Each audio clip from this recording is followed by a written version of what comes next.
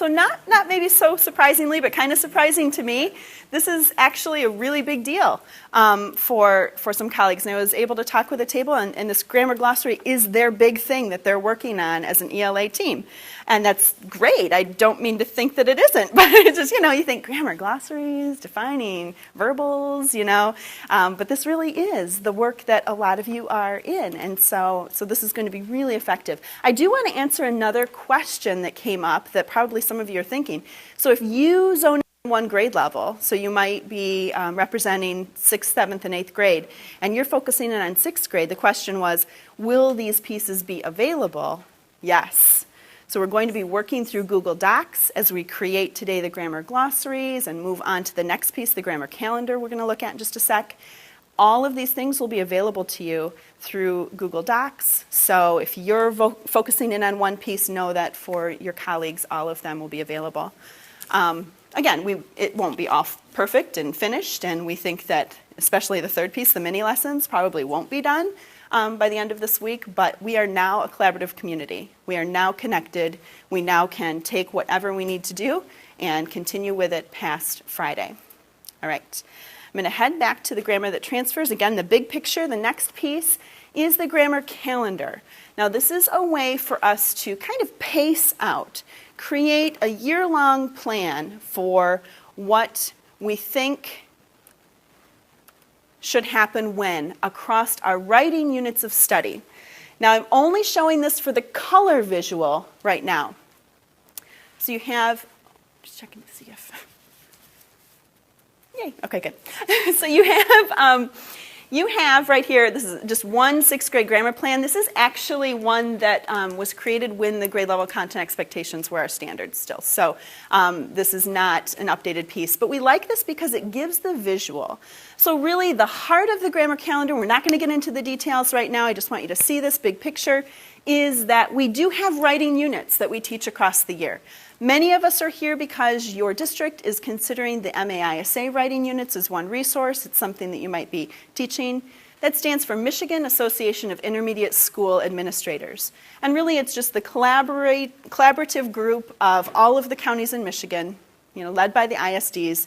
And when the Common Core became our standards, the ISDs said, what could we do together? What could we do that would be free for schools, that we could create and continue to grow and uplift as far as curriculum? It's just one piece, but if you could, just show me if you are using or you know about the MAISA units, and that might be why you're here. Okay, thank you. So for many of you, maybe the writing units across the top would be the MAISA units for the grade level that you're representing. Right now, again, this is before those units. The heart of the work is that once we know what the standards say our students need, then we need to decide when that fits best. There are certain aspects of grammar that might fit best in narrative writing.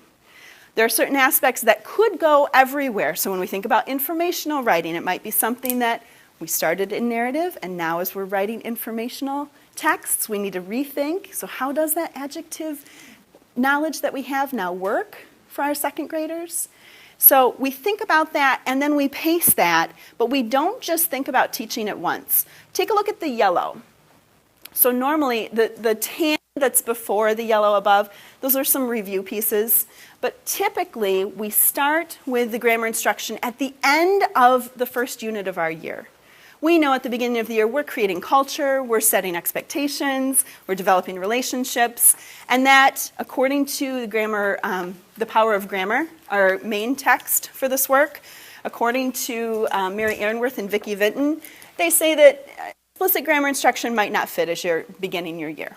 It might be something that, as you're assessing and building that community, you wait until the end of that unit during the revision and editing portion of the unit.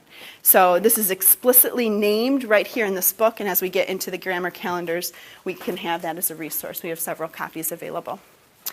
So the big picture is that we introduce some specific grammar pieces with mini lessons right within writing instruction, kind of like paired into whatever unit we're using. And we choose the days that fits. And then in our 2nd unit, okay, maybe a new text type or maybe the same as we go across the year. We then think about in the middle of the unit when students are drafting, not quite to the revision and editing, how would we reteach that grammar concept in a way that is starting to solidify this for our writers. So it wasn't just part of how we revise and edit our writing, now we're actually drafting, and let's use that knowledge we have as we write. And then even in the third unit, do you see how the yellow kind of stair steps up? Same concepts, beginning of the unit. It's kind of like, all right, so writers, now we know this, and we've been thinking about this for a little while this year. As you even start in your generating work at the beginning of the unit, how are you going to use this knowledge right now in your own writing? And so those lessons kind of maybe shift a little bit, maybe look a little bit different based on the text type of the unit, and at the same time, it's creating that repetition for our students. Do you notice that in the second unit, at the end, a new couple concepts are introduced that also carry over into the subsequent units? So that by the end of the year, depending on your grade level and your standards, Aaronworth and Vinton suggests that you've taught about 8 to 12 mini lessons across your year. And if you counted up the yellow, the green, the blue, the purple, I think that equates to about 10 for the 6th grade team that have been taught, retaught, and expected across the year. The work of sorting that and deciding based on units and grade level, based on developmental appropriateness at different times in the year, based on what you want to hit hard in the beginning and what you want to make sure has a lot of time across the year for a lot of repetition, all of those decisions are kind of a unique thing. So when we create these grammar calendars, they're not going to be the one and only perfect way that everyone should do this work. They're going to be a model. But in your grade levels, you'll have a lot of things to think through to sort what and when across units. Okay, so that's a lot. I'm also going to just show you a simple version and then allow you to process this. So write in, and you have just on your inside folder, and again, this is not for you to read word by word right now, but you'll notice down at the bottom you have the exact same thing that I showed you, but you have it very bare bones. Just units across the top, certain topics, paced across the year and repeated. So what about you? If you're already doing this work, please share with one other person at the table. If this is new to you, how might this support your colleagues? Turn and talk, please.